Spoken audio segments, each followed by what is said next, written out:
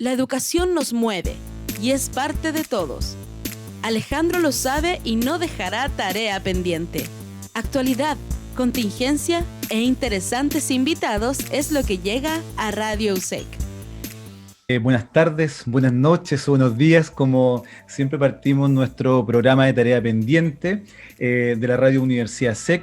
Hoy día estamos nuevamente con un nuevo invitado, ya en pleno otoño. La verdad es que muy contentos también junto con Juan Pablo poder transmitir este programa que lo hacemos con mucho afecto y donde tratamos de conversar temas de educación de una manera más sencilla, más simple, de manera abierta. Hoy día tenemos una tremenda invitada, la vamos al tiro a nombrar y vamos a contar un poquito de ella para poder partir con nuestro querido programa. Estamos conversando con Àngels Domingo Roget, ¿ya? Ella es pedagoga por la Universidad de Barcelona y doctora en práctica reflexiva por la Universidad Internacional de Cataluña.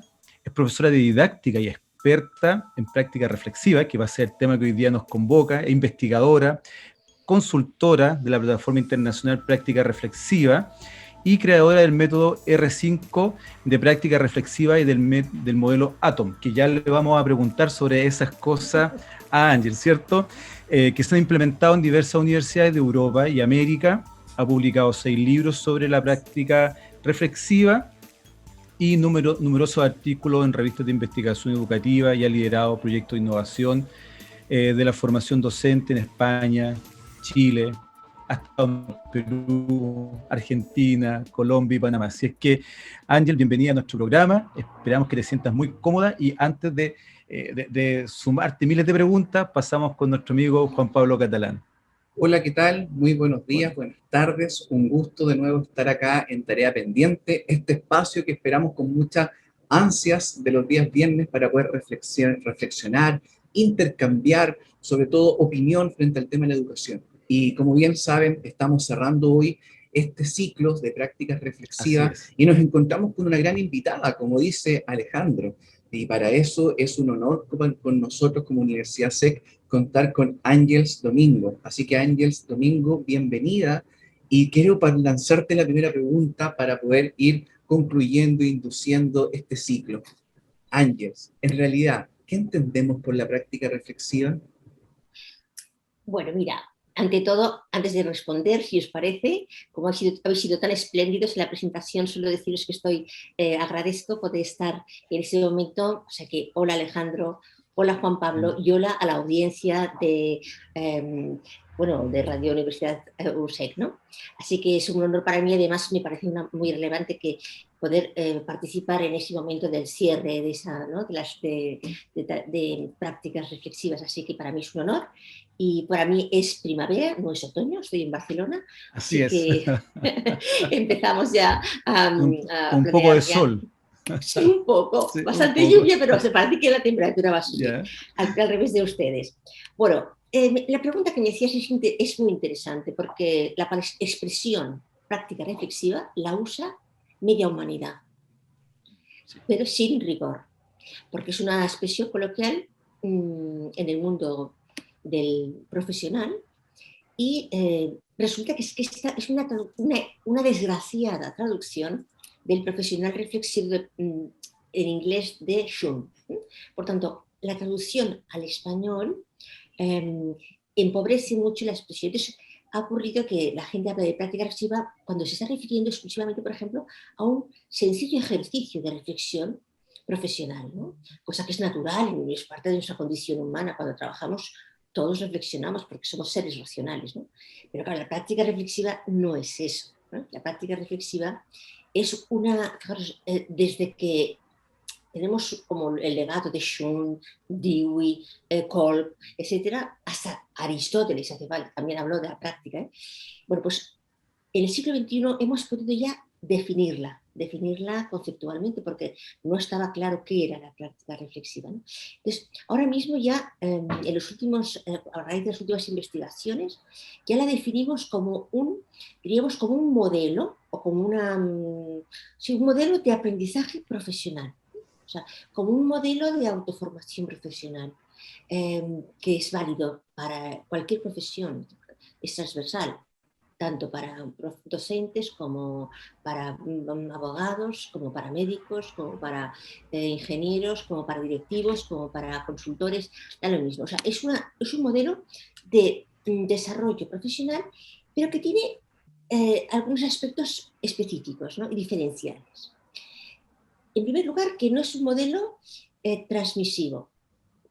Por tanto, no aprendemos de que un experto venga y nos exponga el modelo, el conocimiento, su sabiduría, ¿no? Sino que es un modelo que parte de la propia reflexión de quien hace ese proceso, ¿no?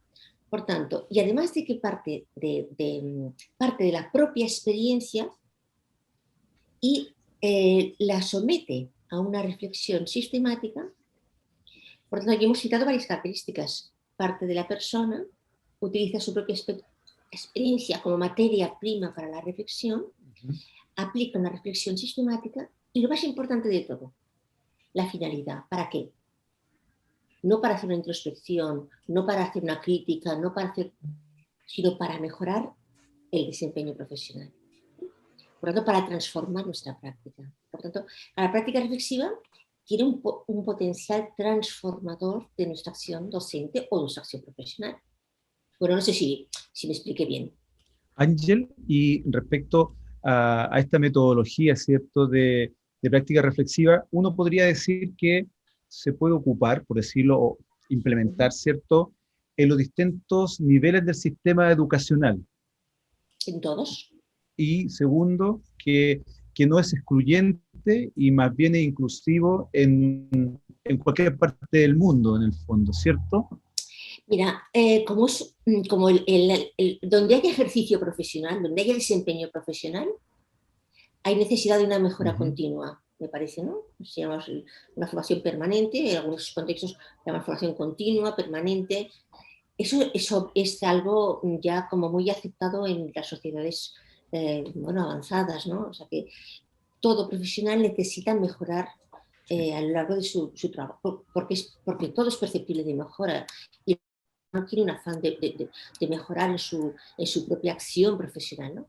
Por tanto, donde haya afán de mejora profesional, ahí se puede implementar la práctica reflexiva. No solo en el ámbito educativo, sino, por ejemplo, en el ámbito clínico. Los dos ámbitos formativos en los que más se está desarrollando la práctica reflexiva en el conjunto del mundo es el ámbito sanitario, las ciencias de la salud, médicos, enfermeras, y el ámbito docente. También, por ejemplo, para distender un poco, ¿no? Hace pocos días me pidieron implementar un curso de práctica reflexiva con directores de prisiones, de centros penitenciarios. Yo nunca he estado en uno de ellos. Sí. Por tanto, yo dije, pero yo no puedo aportar conocimiento de su trabajo. No, digo, bueno, pero de todas formas, como ellos han de utilizar su propia experiencia como materia prima para la reflexión, por tanto, yo solo era acompañaba la metodología, ¿no? Por tanto, es interesante pensar que se puede implementar en cualquier lugar donde haya un deseo de mejora profesional, individual o colectiva, o institucional, y en todos los niveles y en todas las profesiones.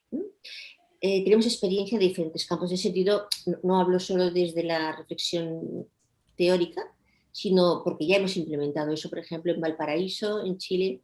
Por ejemplo, hemos trabajado allí con justo las facultades de medicina, con médicos y con enfermería, ¿no? En el campus de San Felipe y el campus también de Reñaca, ¿no? En los dos sitios. O sea que sí que eso está ya en marcha y funciona. Ángels, y una consulta que yo te quiero hacer. Efectivamente hablamos de la formación de profesionales reflexivos y lo hablamos desde una manera transversal, es decir, toda persona que ejerce una profesión puede reflexionar.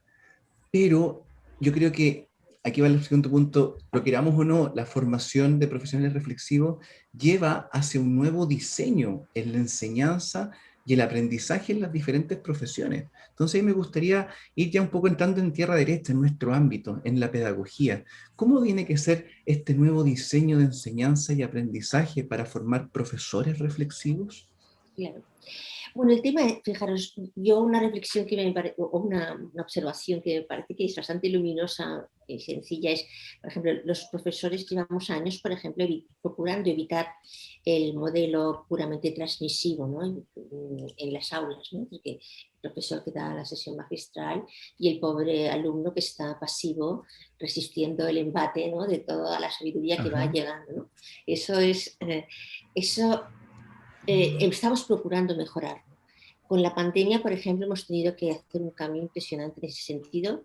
Ha sido uno de los pocos aportes positivos de la pandemia es la necesidad de cambiar el modelo formativo, ¿no? O sea, del modo de enseñar, o sea, gestionar el aprendizaje autónomo, gestionar la responsabilidad del propio alumno, o sea, por tanto, todo eso.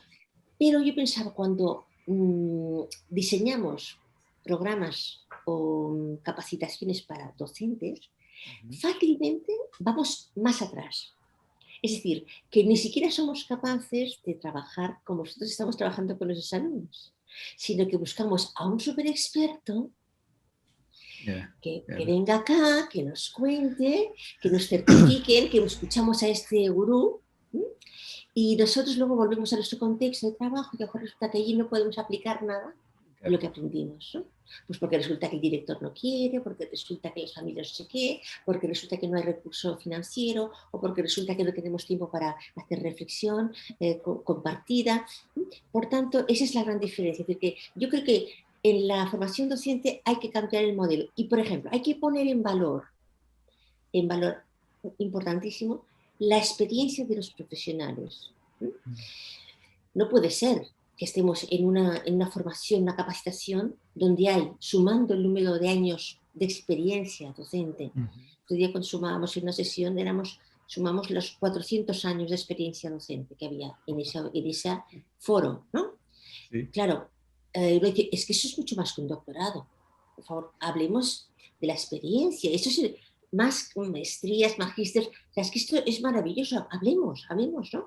De todo lo que hemos ido aprendiendo en la profesión. O sea, que el poner en valor la experiencia de los profesionales, de dar espacio para aportar la experiencia y para compartirla y aprender, no en solitario. Somos muy solitarios. Los docentes somos profesionales solitarios.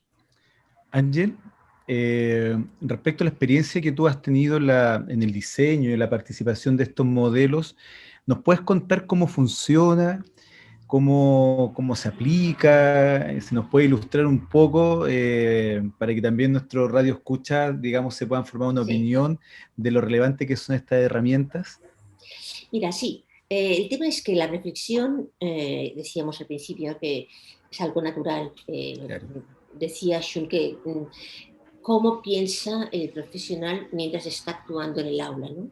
Pues hemos investigado cómo reflexiona en la acción el docente, ¿no? Sí. Y es muy divertido porque los docentes, hemos hecho una investigación en Harvard muy interesante y, por ejemplo, hemos visto que el profesor, mientras está actuando, hay como se desdobla, ¿no? Él está observando todo el feedback que le llega de los alumnos, uno que habla por el celular, el otro que se está durmiendo, el otro que resulta que no que está hablando con otro, y el profesor, a la vez que está percibiendo todas esos datos, es como en ese ecosistema en el que se encuentra, él está trabajando, paralelo va reflexionando para tomar decisiones sobre qué hacer, ¿no? Por tanto, está en constante toma de decisiones en función de los resultados o de las observaciones que va haciendo en el aula, ¿no? Eso es una profesión que se llama una profesión compleja. No es una profesión lineal, sino que es una profesión compleja, como lo es, por ejemplo, la medicina. Es decir, que estamos trabajando con personas.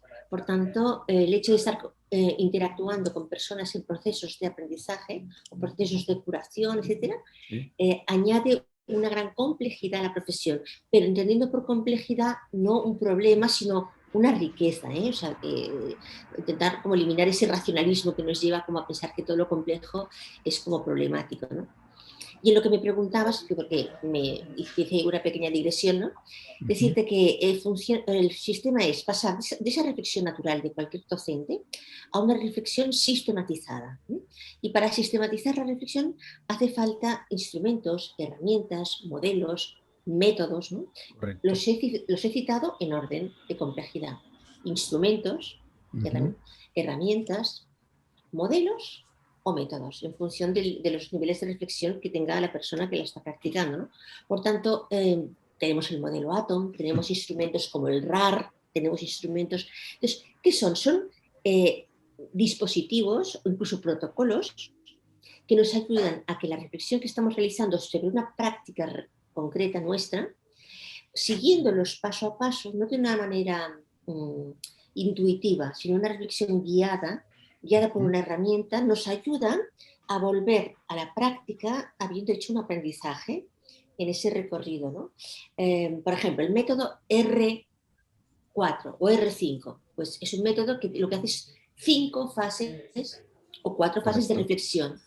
Y toda reflexión, toda propuesta, métodos, todos los modelos, todas las herramientas siguen una estructura cíclica, parten del hecho, del suceso que estamos reflexionando. Perfecto. Para volver a la misma práctica, decidiendo ya qué cambiaría si volviera a suceder eso.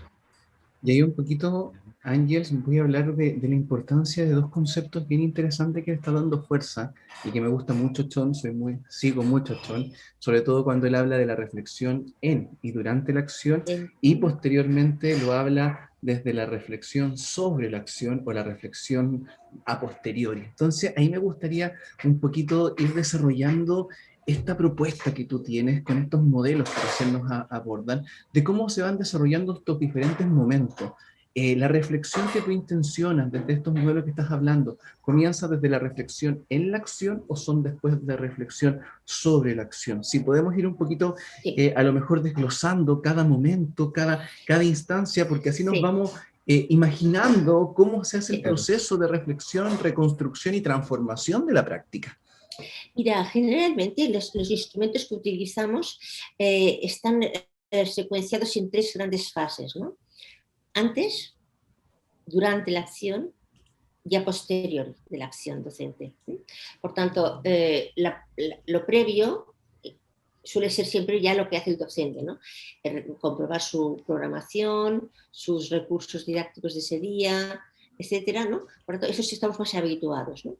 En la acción, durante la acción docente, es cuando se produce la reflexión en paralelo con la acción. Por tanto, es algo que no todos sabíamos o no todos sabemos, ¿no? Por tanto, el profesor, como os decía antes, mientras está creando situaciones de aprendizaje, está reflexionando y está a la espera de observar detonantes o disparadores, despertadores de su zona de confort. Es decir, observar el aula y de repente percibir que hay algo que le hace cuestionarse si puede continuar el profesor haciendo eso, ¿no? O debe de retroceder, o debe de dar la palabra a un alumno. Por tanto, durante la acción docente, durante la situación de enseñanza y de aprendizaje que se da en el aula, el profesor va reflexionando sobre los feedbacks que va recibiendo de sus propios, los que están aprendiendo, porque en definitiva el profesor lo que desea no es enseñar, sino que es generar aprendizaje. Esas son 2 perspectivas distintas. Entonces, si él quiere generar aprendizaje, todo dato que le da una noticia, le informa de cómo se está produciendo ese aprendizaje, a él le conduce automáticamente a reflexionar sobre lo que está realizando, incluso a cambiar lo que había previsto. Oye, Ángel, yo estaba... perdona, y luego, ¿sí? Se me olvidaba, la tercera secuencia sería, una vez a posteriori, sin la presión del aula, sin ya la inminencia, ¿no? de salir, con tranquilidad, decidir sobre qué quiero reflexionar. No todos los sucesos del aula son valiosos. No. Sí, sí. Solemos reflexionar mucho sobre el fracaso docente y en cambio no tenemos cultura de reflexionar sobre el éxito didáctico. Ujú. Y entonces y sería interesante reflexionar sobre eso, por qué se produjo tanto aprendizaje de manera tan motivadora, porque Sí, qué utilizarlo para poder de algún modo mejorar nuestra práctica. ¿No? Perdonar sí. que haya interrumpido, pero quería No, no. finalizar con tranquilidad. El último momento es el más valioso, porque ahí se hace un recorrido sobre antes, durante y Y después, ¿no? Porque después. las tres fases que decía Sean. Sí. No, yo solamente quería como ponerte en reflexión de lo siguiente. A veces nos ocurre, y no sé si te ha pasado, Juan Pablo, o a ti, Ángel, en algún momento de cuando uno hace clase, ponte tú en pregrado, y a veces también en posgrado pasa. Estoy pensando ahora desde la perspectiva del estudiante que se está formando para ser docente, que es nuestra área. A veces me han dicho, por ejemplo, profesor, es que yo soy muy concreto o muy concreta, ¿ya? Entonces, cuando uno le dice, a ver, pero reflexionemos sobre este tema, por decirlo de alguna manera bastante genérica, o uno le dice, mire, profundice en su reflexión, porque claro, uno se da cuenta de que algo falta más allá. Entonces, es que soy tan concreto, tan concreta, entonces choca de repente esta mirada que hoy día tenemos en esta sociedad como de lo concreto, de lo ingenieril, de que si sirve, se hace, si no, no. Choca un poco con el modelo, ¿te ha pasado un poco, Ángel, algo Sí. así? Sí, efectivamente es como un monstruo la reflexión para la generación joven, que suele reflexionar en realidad es como lucubrar, ¿no? O sea, Sí, ellos piensan que claro, por eso lo que solemos hacer es siempre guiar la reflexión y generar ítems de reflexión, ítems. Es decir, perfecto. por ejemplo, eh, a raíz de, por ejemplo, voy a contar por ejemplo, una experiencia sencilla, ¿no? Pero que Ajá, al acabar, cuando yo doy clases de didáctica a los de primer año, que no tienen ni idea de nada, no saben nada, entonces están allí escuchando y todo les parece maravilloso, pero todo es inconcreto. Entonces, claro, correcto. les obligaba yo al acabar la clase a coger un lápiz y de manera manuscrita, imagínense, Ya, manuscrito, que es, ¿por qué? Porque yo formaba maestros y todos los maestros, como tienen que escribir mucho el pizarrón, pues sí, yo quería que los chicos, sobre todo los chicos, los varones, tenían una letra muy endiablada, como de mosca, que no se entendía. Y pensaba, si han de ser maestros, tienen que escribir para que los niños puedan entender lo que pone en la pizarra, ¿no? Y entonces, al acabar la clase, siempre hacíamos 3 líneas de reflexión, ¿no? Entonces decíamos, por ejemplo, del tema que ha salido hoy en el aula, el tema de didáctica, por ejemplo, la evaluación, la programación, bueno, o el acto didáctico, el contexto educativo. Entonces, les poníamos manuscritamente, al acabar este tema, escriba, por favor, alumno, que le llamábamos mi estilo docente en construcción. Es decir, bien, yo, de todo ese tema que han hablado, yo que, ¿cómo quiero ser en el futuro profesor sobre el tema de evaluación? Pues a mí me gustaría ser justo cuando evalúo, tener en cuenta lo cualitativo, es decir, mi estilo docente en construcción. Cada tema que escucho, voy a intentar tomar decisiones de deseos, de proyecto. ¿Sí? Y entonces, de manera manuscrita, al acabar todo el primer curso, los colegios tenían todo unas notas, ¿no? De su estilo docente en construcción, porque no era real. Pero era correcto. la toma de decisiones, su modo de reflexionar. De este tema yo, pues, me parece tremendo. O sea, yo no quiero ser un profesor magistral, o yo quiero ser... Bueno, pues aunque viene desde el poco conocimiento todavía, es una manera de ir interpelando a nivel profesional. De cada tema que se plantea, oye, tú vete tomando decisiones, ¿no? No te quedas, no observes, reflexiona y decide. Otra cosa es luego ya vendrá la vida, ¿no? Pero no está mal que delante, eso sería, por ejemplo, y luego ítems, siempre ítems, por ejemplo, si uno dice, reflexionen sobre Ya, esto, no.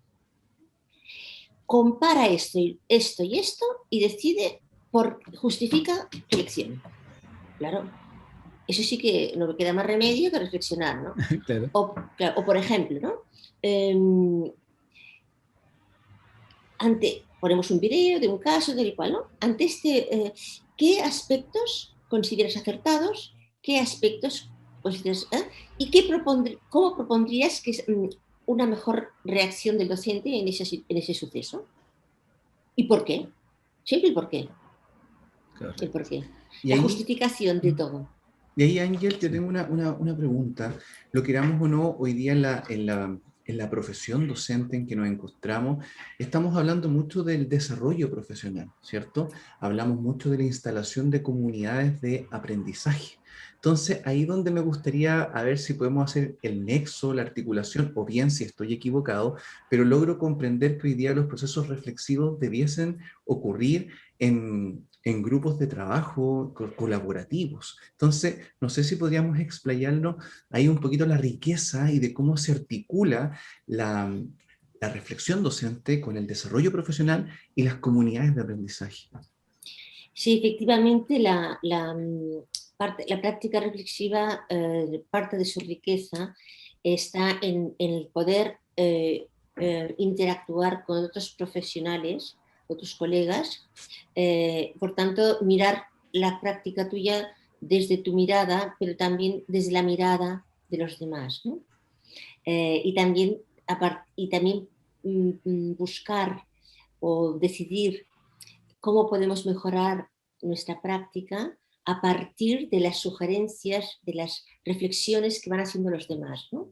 Que nunca no son algo impositivo, sino que son aportes y luego ya la reflexión de cada uno lleva a la conclusión de que he aprendido y que me han aportado los demás que yo no hubiera pensado.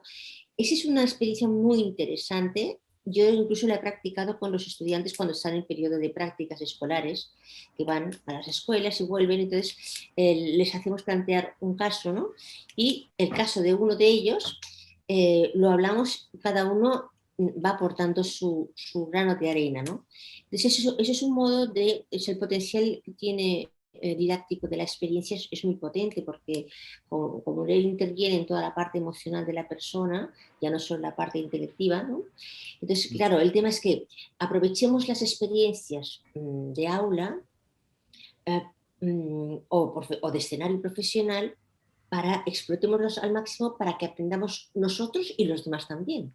Es decir, que en la experiencia es una lástima que sea posible. Somos un perfil de docente un poco solitario, ¿no? Somos como cerramos la puerta de nuestra clase, de nuestro grupo, nos estamos ahí dentro y aquí soy el rey y aquí hago lo que me parece, ¿no? Claro. La caja negra y aquí, ¿no? A no ser que los alumnos pongan una bomba, pues aquí no pasa, aquí nadie, aquí mando yo, ¿no? Sí. Ese es el modelo, o sea, es un poquitín el modelo docente que tenemos. Es el que hemos vivido y el que estamos reproduciendo muchas veces sin darnos cuenta, bueno, pues de competir entre nosotros, no compartir la experiencia, no dejar sentirnos incómodos cuando somos observados por un colega. Ah. Eso Pero es su No, cultura. no es fácil eso. ahí Ángel quería llegar justamente que no es Sí. fácil Sí. y exige un perfil, unas capacidades diferentes. No sé si podríamos ahondar un poquito cuál es el rol o bien cuáles son las capacidades o el perfil de este nuevo docente, porque estamos hablando de Bueno, yo nuevas creo que, capacidades. Sí, claro. ¿cuál ha sido la experiencia en eso? Porque, Sí. bueno, nosotros en algo así hemos estado conversando con Juan Pablo y la verdad que, ¿cómo decirlo? Pero cuesta mirar a otro y que el otro te mire a ti también, po, en un escenario formativo. No, es complejo. Sí. Es complejo, pero porque venimos porque pensamos que la mirada del observador es una Ajá. mirada fiscalizadora, Mm. evaluadora, ¿no? Pues porque ha existido, no sé, en nuestro país, como se llama en el mío, se llaman la inspección, ¿no? Nosotros hemos tenido inspectores y directores que te entran en el aula repentinamente y tú no estabas preparado para esa visita y de repente, pues te encuentras como valorado de manera intempestiva por alguien que tú no sabes ni quién es y no le pones en contexto, ¿no? Por tanto, esas irrupciones en el aula sí, nos han dejado muy mal recuerdo y por tanto todos huimos de que nadie entre allí a identificar nuestras deficiencias o nuestros... Sí. No, es que eso... Entonces la idea no es esta, es entender que nuestra profesión, o sea, nosotros somos unos grandes profesionales, ¿no? Pero nuestra profesión es muy compleja, no por nuestros conocimientos, sino por la realidad con la que trabajamos, ¿no? Existen muchas interacciones, los alumnos aprenden muchas cosas fuera del espacio o de la institución de educación formal, por tanto, estamos ante una situación muy distinta y por tanto el tema es ir cambiando, bueno, es que entre todos tenemos que reforzar la profesión docente y apoyarnos y compartir responsabilidades, compartir proyectos, implicarnos. Entonces, eso requiere que con quien yo hago o practico la observación de aula es mi amigo, mi colega. Y no hay una relación jerárquica. Es una relación horizontal. Sí. De comunidad de aprendizaje profesional. Yo creo, los fracasos más grandes de mi vida en las aulas los he querido plantear en una sesión de práctica reflexiva. Además los cuento, siempre que hago capacitaciones los cuento para que la gente vea que todos nos equivocamos, ¿no? Sí. Y además no entendemos por qué reaccionamos así, pero claro, es que llevamos dentro una caja negra. Una caja negra que como no hemos reflexionado todo lo que nos ha sucedido, pues en momentos de más tensión o momentos de sobrecarga de trabajo o momentos de cansancio, de repente se producen situaciones que no sabemos ni explicar. Y es lógico porque no hemos podido procesar todas las experiencias que hemos vivido a nivel docente. Por tanto, el tema es que cambiar esa cultura docente de que somos un equipo. Los directivos son unos quienes nos acompañan. Sí. ¿Quién enseña en una escuela? ¿Quién enseña en una universidad? ¿El rector o el profesor? Y ahí el profesor. Por tanto, ¿quién innova? ¿Quién innova? En el aula el profesor, claro. Y fuera también. Bueno, pero a nivel de instituciones educativas. Correcto. Por tanto, tenemos ¿quién decide la innovación? ¿Quién decide? Resulta que los directivos, los rectores, ¿no? La administración educativa toma decisiones, pero en realidad el agente del cambio que es el profesor. Por tanto, el profesor necesita una autonomía, necesita una confianza total de los equipos directivos y necesita el apoyo de los equipos y el apoyo de sus colegas. Ahí, Ángels, disculpa que te moleste un poquito, pero quiero hacer no sé si intencionar para visibilizar algo. Hemos pasado desde la reflexión a la innovación y a la transformación. ¿Cómo podemos realmente hacer ese gancho para que tome sentido? ¿Cómo podemos hacer que efectivamente cuando yo soy un docente reflexivo, comienzo el proceso de ser un profesor innovador y comienzo a transformar mi práctica pedagógica? ¿Cómo es ese engranaje? ¿Cómo? Porque como que de repente como me faltó como un poquito de aceite para comprender que empezara a rodar. Mira, eso es un poquito la cultura indagadora de las instituciones educativas. O sea, el profesor, el nuevo modelo de profesor que necesita el siglo XXI es un profesor reflexivo, un profesor que tenga más perfil de ingeniero y de diseñador que de técnico. Es decir, nosotros tenemos que diseñar situaciones de aprendizaje, tenemos que acompañar procesos, tenemos que generar aprendizaje. Por tanto, necesitamos armar entornos de aprendizaje. No tenemos que enseñar. Enseñamos gestionando situaciones, ¿no?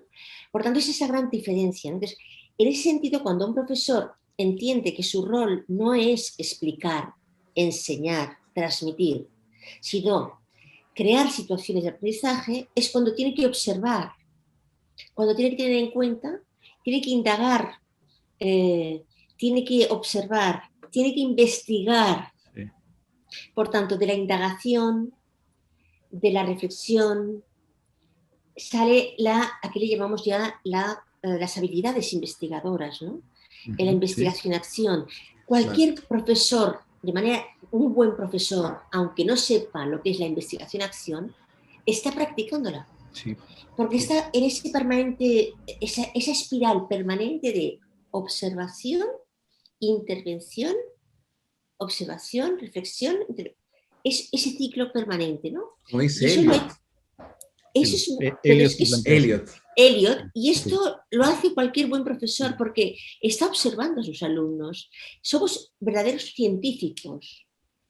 La experimentación en el aula es experimentamos, observamos, reflexionamos y decidimos e innovamos. El gran problema que tenemos los docentes o las instituciones educativas es que hemos confundido la innovación con la renovación pedagógica. Es decir, identificamos innovación como innovación tecnológica, cuando la tecnología es un recurso didáctico. Sí. Es un recurso exclusivamente y está al servicio de generar aprendizaje, pero no, es un medio, no es el fin. Por tanto, necesitamos innovación pedagógica, didáctica, cambiar el modo de enseñar. En cambio, incorporaremos todo lo tecnológico que nos ayude, teniendo presente que eso no es innovación pedagógica, sino que simplemente estamos utilizando nuevos recursos propios de la sociedad en la que vivimos, ¿no? Entonces, muchas escuelas están vendiendo, muchas universidades aquí, formamos en la excelencia, ¿sé qué? Porque entonces, y lanzan todo un tema tecnológico. Bueno, eso no es una pedagogía, eso no es un modelo pedagógico. ¿Cuántas instituciones tienen modelo pedagógico escrito y hecho realidad? Modelo es cómo planteamos el aprendizaje, nuestro perfil de profesor, nuestro perfil de egreso del alumno. O sea, ¿cuál es nuestro modelo pedagógico? No podemos vender metodologías. Eso se ha puesto de moda. A más metodologías, mejor. Y venga, que si la clase invertida, que si no sé qué, y todo el mundo allí bailando con las metodologías y me dice, bueno, a ver, son medios. Son medios. Son medios. Sí, Entonces, ¿podemos forzar a un profesor a que utilice una metodología con la que se siente súper incómodo? Pues no, que lo haga a su manera. Respetemos el estilo docente de cada profesor. Ángel, estamos entrando en un elemento súper interesante que habla, así como el profesor reflexivo, habla del profesor como investigador de su propia práctica. Estamos cayendo en este rol del profesor que investiga, de cómo la sala de clases se transforma en mi laboratorio, y sobre todo es una invitación que yo digo que un poquito es a cruzar esta vereda, a salir de la investigación tradicional, de gráfico, de tablas, a cruzar la vereda hacia una mirada más interpretativa, hacia una mirada más reflexiva. Entonces, ¿cómo podríamos ir sentando las bases de que hoy día el profesor tiene que mirar su aula como un laboratorio experimental y que desde ahí hace investigación y que al hacer ese proceso reflexivo reconstruye su práctica? ¿Cómo podemos motivar y dar fuerza a los profesores que realmente ese es su hacer, ese es su génesis? Mira, claro, yo no puedo cambiar la legislación educativa de los países, ¿no? Pero si pudiera lo haría. Pero, por ejemplo, sí que conozco, por ejemplo, una experiencia de un proyecto que tenemos en Chile, en la Universidad de Valparaíso, en la Pontificia Universidad Católica de Valparaíso, un proyecto que consiste en que los doctorandos cuando ya acaban su doctorado, pues a veces, depende del tema de su doctorado, cogen su tesis, la ponen en un estante allí y se queda allí tomando polvo, y a lo mejor pues no publica ni... Entonces, la lástima es que uno, pues realizó el doctorado, pero se quedó ahí como ya está, misión cumplida, ya tengo el requisito académico para lo que sea, ¿no? Entonces, un proyecto que estamos ahí intentando ver la manera es que los los recién doctorados, la universidad les libera una mañana cada semana para, por convenio, ir a investigar en una escuela. De manera que los maestros que trabajan en las escuelas están investigando todos juntos y hacen un proyecto de investigación liderado por el recién doctorado, porque tiene ya aptitudes investigadores, habilidades investigadores. Claro. Entonces, ¿qué pasa? Que nosotros siempre vamos a ir al trabajo de campo, vamos a buscarlo a las aulas, ¿no? Bueno, pues un doctor que sabe investigar lidera y ayuda a los maestros a hacer lo que ellos no saben hacer. Ellos tienen todos los datos, tienen el trabajo de campo, tienen todo, pero lo que no saben es la parte metodológica. Y ahí entonces, ese engranaje de un profesor de la universidad que está contribuyendo a que todos los maestros de la escuela se sientan parte de un proyecto de investigación. Entonces, es un intercambio muy valioso y que yo creo que es el futuro, ¿no? Es decir, que una investigación que no está como separada de los problemas de las aulas, ¿no? Sino que entonces, la idea es buscar esa interacción o ese engranaje entre escuela o centros de formación y universidad. De manera que como estamos tan presionados a seguir investigando, ¿por qué no se nos facilita que contribuyamos en los centros educativos con una dedicación allá y encima tenemos datos para investigar y tenemos, aquí decimos, mano de obra para el trabajo de campo, y encima estamos de alguna manera, luego publicamos con ellos. Sí, correcto. Y eso prestigia a la institución educativa, prestigia a la universidad y es un servicio maravilloso al sistema educativo. De ahí, Ángels, me quiero hacer un poquito una idea fuerza, que tú has hablado que tienes varios mecanismos, tienes varias plataformas y tienes varias formas de ir desarrollando la reflexión. Entonces me gustaría un poquito ver si nos puedes contar, porque tienes experiencia en Perú, en Chile, Colombia, de cómo has ido instalando estos procesos reflexivos, cuál es un poquito el modus operandi y bien, cómo es lo que ofreces como esta plataforma internacional que puede llevar a la práctica reflexiva.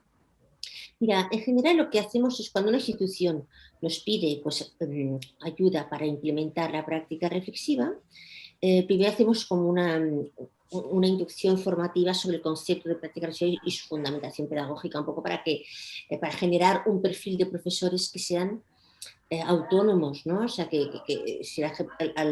cuando formamos a profesores no les damos la justificación pedagógica, la fundamentación, estamos generando un perfil de profesor muy técnico, que en cuanto a aquello le cambian el contexto ya no puede hacer nada. Sí, correcto. Sí, por tanto, primero, dar fundamentación es importantísimo porque da autonomía al profesor y porque genera desarrollo personal.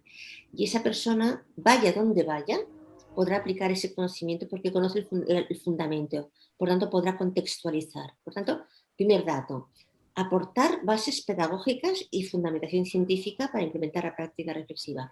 En segundo lugar, yo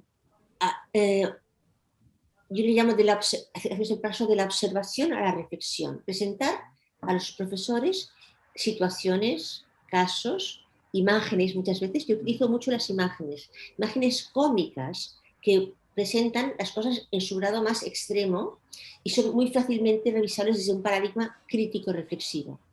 Entonces, aquel profesor que sería incapaz de reconocer en su propia práctica errores que comete, cuando lo ve en otro y de una forma exagerada, rápidamente se le desarrolla una gran capacidad crítica. Y es capaz de mirar esa imagen y con ítems de reflexión yo les obligo a ir reflexionando sobre esa imagen. Y entre ellos, como las miradas son distintas, las compartimos. Entonces, acaban descubriendo los déficits y luego en el fondo se están mirando en su propio espejo a sí mismos. Sí, su propia práctica. Claro, entonces hacemos fundamentación de la observación a la reflexión colectiva. Después les presento las herramientas y luego las experimentan.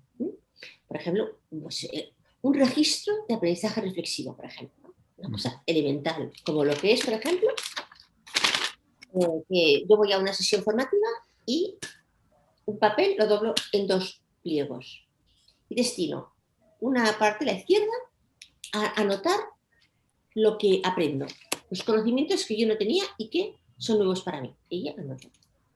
Y el lado de la derecha voy a anotar lo que me hace pensar, lo que me planteo, lo que me cuestiono de mi práctica a raíz de esto, ¿no?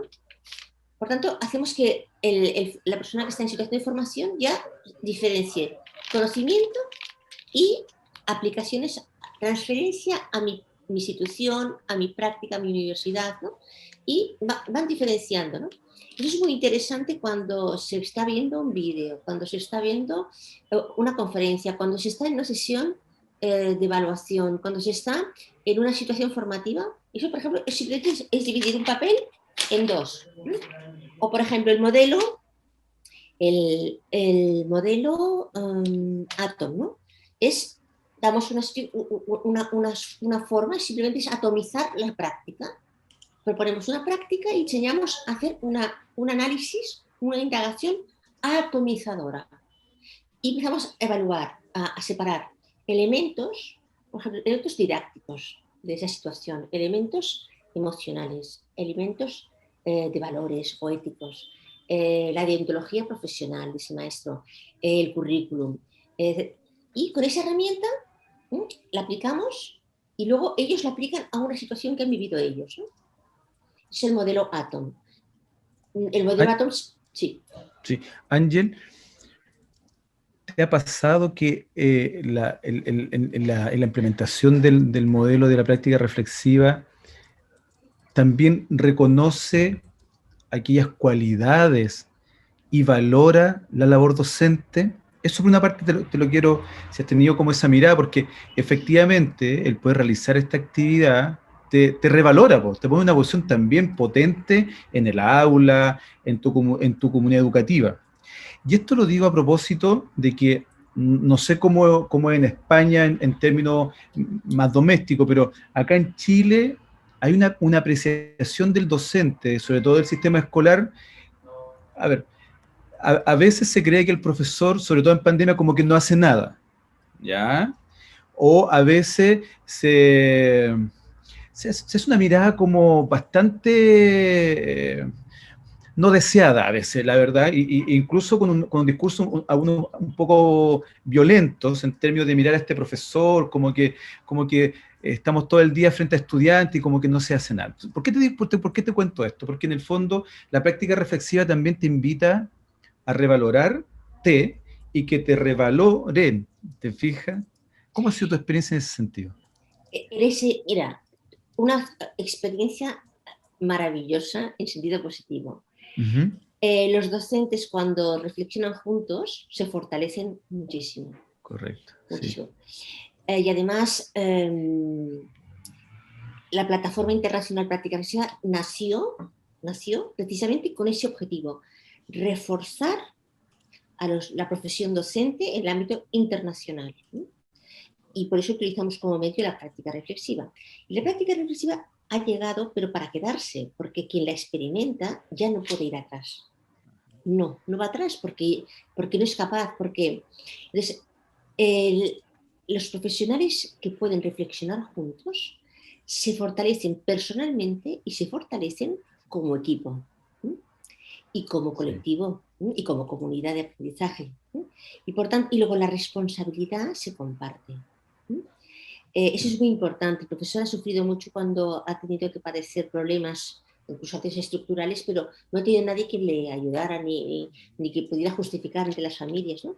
Entonces el tema es que, y luego también hay que reconocer que estamos en unos momentos, en el siglo XXI, en los que hay dos roles o hay dos revisiones pendientes muy urgentes, ¿no? Una es volver o actualizar cuál es la misión o la función de la escuela en el mundo. Y la otra, cuál es el rol del profesor. Porque si nos imaginamos ahora 25 años hacia adelante, ¿habrá escuelas físicas? ¿Tendremos libros de texto? ¿Qué será? ¿Cómo se formará un profesor? para poder... el aprendizaje se da fuera de la Ángel, escuela. Aparte, Sí. tengo que acabar. Aunque no lo creas, hemos pasado los 45 minutos, se nos ha pasado volando, pero sin embargo nosotros siempre dejamos la última etapa. Muy bien, Ángel, exacto, sí, muy bien. La última etapa para poder hacer una invitación, una reflexión. Sí. Sabemos que hay muchos profesores de nuestra universidad que nos escuchan, ¿cierto? Sabemos que hay muchos radioescuchas que están, profesores.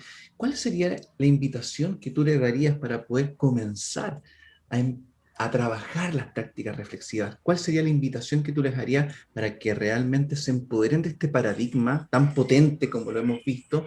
Y a lo mejor, ¿qué recomendación, algún portal, alguna lectura para poder entrar en esta temática tan interesante como es la práctica reflexiva?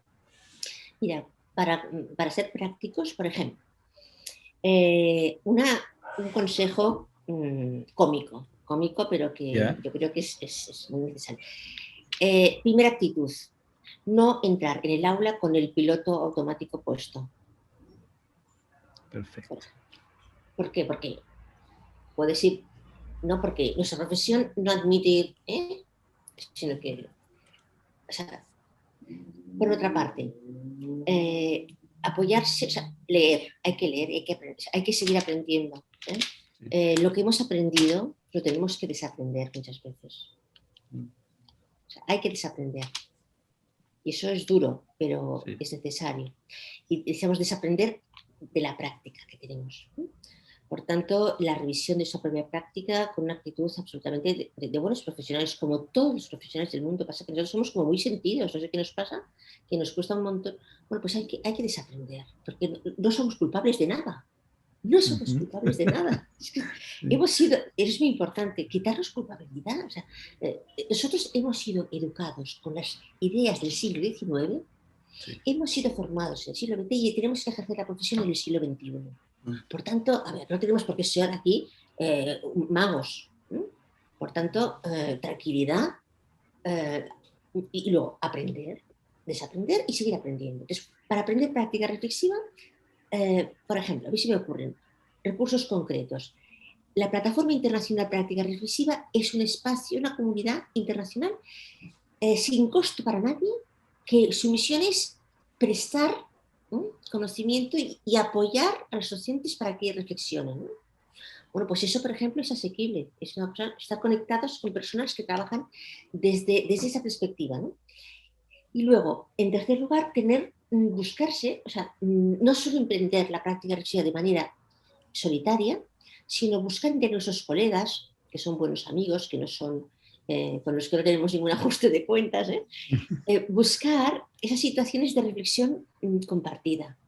Si no está organizada a nivel institucional, se puede hacer a nivel personal. Por tanto, buscarse como ese apoyo. Y luego, a ver, decirles una cosa que también hay que decirles y que hay que reconocerla, ¿no? Que Chile es uno de los países donde más se está avanzando en práctica reflexiva. Cierto que decía esto, ¿no? Que claro, es que la legislación, la ley de Chile de 1903 exige el portafolio del docente con reflexión pedagógica, ¿no? Y todo el mundo sabiendo cómo hacemos para aprender más reflexión. Luego también recomendarles, eso queda feo, pero lo tengo que decir, yo tengo varios libros escritos. Dígalo. Por ejemplo, el más básico, pero que es muy abre, es Práctica Reflexiva, Bases, Modelos e Instrumentos. Y además, ahí se hace cosa de trasvase entre conocimiento y práctica. Libro muy editorial Narcea, está en ebook, fácil de conseguir, y eso abre un panorama, habla de la competencia reflexiva del docente en el aula y da muchas herramientas. Ahí están todos los modelos, el modelo Atom, el modelo R4, R5, está la observación a la reflexión. Entonces está ahí, es un librito de 102 páginas, pero en cambio nos introduce en un mundo en el que luego, yo también les diría, que todo eso les conduce al profesor a que se cree sus propios modelos, sus propios artilugios, sus propios artefactos. Por tanto, nuestra ilusión es que eso se transforme en herramientas más personalizadas a partir del perfil de cada profesor. Por tanto, se trata de plagiar y renovar y transformar. incluso personalizar. Perfecto, qué bien. Muchas gracias, Ángel. Yo creo que, bueno, hay que seguir avanzando en este aprendizaje de la práctica reflexiva. Qué bueno que en Chile se está trabajando el tema. Bueno, qué bueno que se esté trabajando la Católica del Paraíso, que yo allá estudié mi pregrado en la Católica del Paraíso, así que mejor todavía. Mira, también, Alejandro, también en la Autónoma de Chile. Ya, perfecto, sí. Estamos trabajando ahí en la práctica reflexiva. También estamos trabajando en la UDLA. Sí, estamos Valparaíso. Trabajando también en la Diego Portales. Ah, ya, perfecto. Okay. Andrés Bello. Ya. Y no recuerdo ahora cuál más. O sea, que ahí estamos con consultorías apoyando todo el tema de formación de profesionales reflexivos. Así que estamos encantados con Chile, porque Chile va a la cabeza. No, perfecto. Oye, bueno, Juan Pablo, no tenemos más preguntas. Exacto, no tenemos nada más. Pasamos por toda la pauta que habíamos conversado. Sí. Solo agradecerte. Exacto, agradecer tu espacio, Ángel, tu experiencia que nos parece maravilloso. Y bueno, eres una invitada de la casa, así que más adelante, Juan Pablo, la vamos a volver a invitar a discutir este u otros temas.